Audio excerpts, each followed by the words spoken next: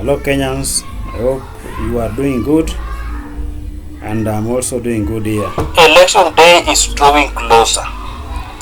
Presidential campaigns are now getting hotter day in, day out. Deputy President William RUTO has intensified his campaigns all over the country, traversing various regions, trying to sell his bottom-up economic model. His Excellency Raila Odinga and his team are also doing the same, trying to sell their campaign agenda to the people. There is one thing I have noticed completely different among these two teams. RUTO is entirely campaigning for himself, and his trusted lieutenants from across the country are following him to every stop he makes. For His Excellency Raila Odinga, his teams have divided themselves and are holding multiple rallies across the country simultaneously as they try to popularize the Azimio la Umoja movement. In Western Kenya, Eugene Wamalwa, George Natambaya, Wycliffe Wangamati and the rest have taken charge of Trans Nzoia and Bungoma. In Busia, Sospita Ojamong and Paul Otuma are in charge. In Kakamega and Viga, Governor Oparanya, Utichilo and George Aniri and many other leaders are in charge. In Nyanza, Governor James Ongwae, Simbarati, Professor Ongeri, Professor Anyang' Nyong'o, Gladys Wanga, Ben Momanyi, and many other leaders have activated the ground, preaching the Azimio gospel and sensitizing the people the importance of turning out in large numbers to vote. In Mount Kenya East, Peter Munya has completely taken over. He has pitched camp in Meru, Embu, and Tharaka, singing the Azimio anthem. At the coast, Ali Hassan Joe has assigned Suleiman Shabal, Abswad Nazir, and the entire Azimio team at the coast to set the agenda of Baba.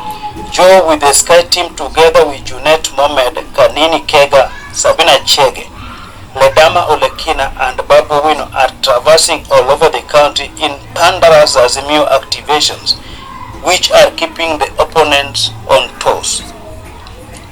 In northern Kenya, Roba, Fatuma Gedi, CS, Ukuria Tani, and the rest of the team are on ground, working around the clock to consolidate the Azimio vote. In Rift Valley, Kinyanjui, Governor Alex Torgos, Olonyangapuo are on the ground trying to sell Azimio agenda. That is how Raila is organized this time round, and he has completely taken this war to RUTO's doorstep. When Raila was out of the country recently, when he went to Dubai, his team was actively campaigning across the country, and we saw how organized they were and how they mobilized crowd around them as they campaigned for Baba. But for William RUTO, his campaign has been for himself, and those who are around him have been following him wherever he goes. These people cannot organize a rally for themselves and campaign for William Samoei RUTO. So Raila have organized his team well. When you go to Ukambani, the governors there, Professor Kivuta Kibwana, Madam Charity Ngilu, and Dr. Alfred Mutua of Machakos are really doing a good job. They are doing a wonderful campaign, traversing the area of Ukambani, selling the Azimio agenda. And having watched clips from those rallies, the crowd there tells that they are really doing a very, very good job. And that is Raila team from Ukambani. And this is the same team that will force one Stephen Kalonzo Musyoka to join hands with Baba in Azimio la Umoja movement to defeat William Samoei Ruto in the coming elections. The governors there, Charity Ngilu, Kivuta Kibwana, Alfred Mutua, are doing a wonderful job campaigning for Raila Amolo Odinga. And they are doing it perfectly, that the rally themselves are well attended. The crowd are there.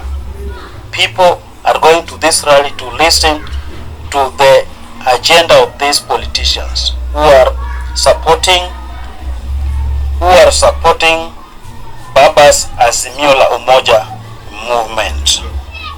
And for Ruto, it is himself and himself and himself, to an extent that those who support him, be it Salam Babadi, Wetangula, the other MPs from Central Kenya, are there with him. Wherever he goes, they are there. They can't organize a big rally and campaign for William Samoei Ruto.